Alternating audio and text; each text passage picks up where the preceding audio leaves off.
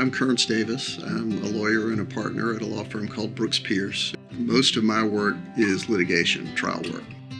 A lot of what I do is defending federal criminal cases, and I also am involved in a lot of civil disputes, lawsuits between people and between businesses and sometimes against the government. You know, I had a college friend one time jokingly say when she found out that Ashley was being ordained, she said, well, it's a good thing that you're going to have a deacon standing next to you at the pearly gates to explain what you did with your education. And I responded, I said, well, you're right. You know, sometimes folks I'm representing are guilty or unworthy. And I'm very glad that Ashley and Jesus are going to be standing next to me at the pearly gates because I will be equally guilty and unworthy. When I'm doing defense work, I'm often working with people in what is the hardest thing they ever go through, other than maybe losing a close family member. The stakes are high, their freedom's at stake. Sometimes they are totally innocent of what they're being accused of. Sometimes I'm representing people who are guilty, people who did something wrong and they're facing the consequences of that, which is also very hard too. There's the meaning in being with somebody going through a hard time and supporting them. That's not always joyful. Sometimes the outcome is unhappy. Sometimes it's hard, sometimes it's stressful.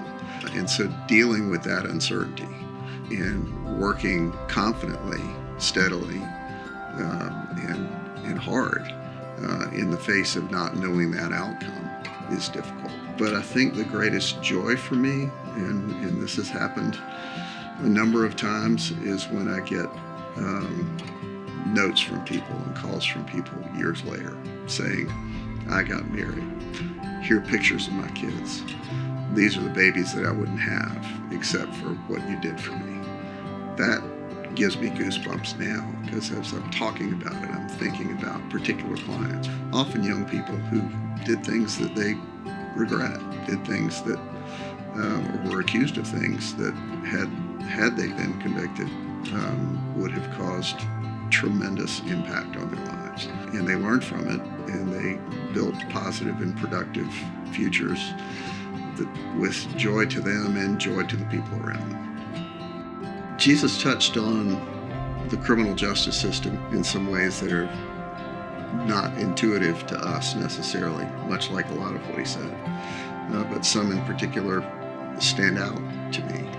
And when he was talking about, in Matthew, service unto the least of these being service unto him, one of the examples is, when I was in prison, you came and visited me. I've had a number of occasions where judges have asked me to represent pro bono prison inmates who have had things that happened alleging mistreatment of them. And they're accustomed to being treated as offender smith.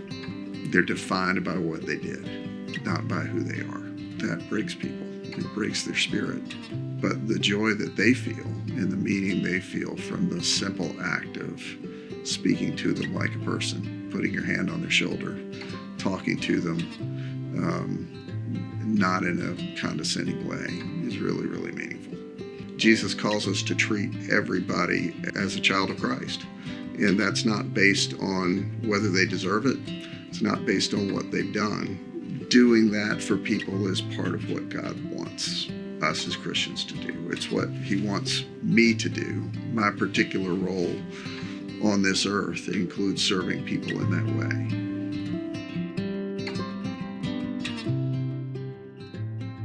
I pray for wisdom. I pray for insight. I pray for determination and focus. I also pray for being able to get away from all that. One of the things that's difficult about the work is that I do care about it, and I also care about my family, and I care about other things away from work. And it's better for those close to me. It's better for me. It's better for my clients if I can get away from the work that I do at the office or in the courthouse and put it out of my mind and out of my soul for a little while before coming back and continuing it. So prayer for all of that I'd be grateful for.